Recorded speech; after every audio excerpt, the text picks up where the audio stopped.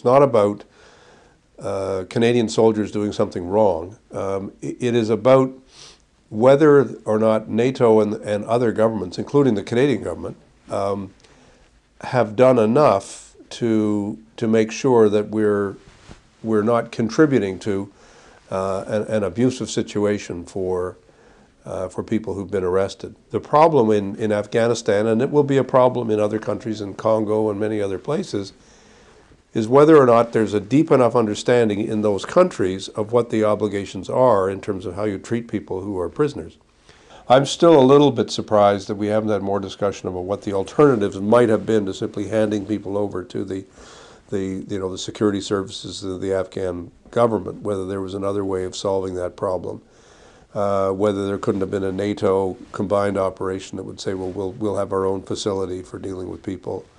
There's a lot of things we could have done that we decided not to do.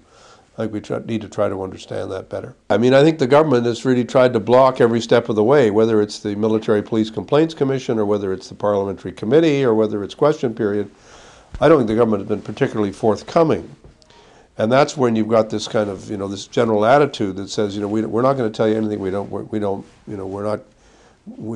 tell you. We're not going to admit to anything. We're going to systematically denigrate the people who are bringing forward allegations, and we're going to promote the people who are denying the allegations, and that's how we're going to proceed. It's pretty clear that's the decision the government has made, and I think that's created some problems in terms of the dynamics in the House and the attitudes that are out there.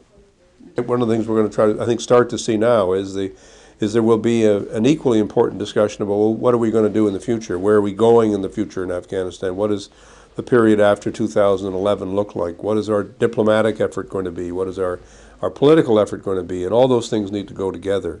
I think that's something that we're all looking forward to, as well as figuring out a way of dealing with the detainee problem.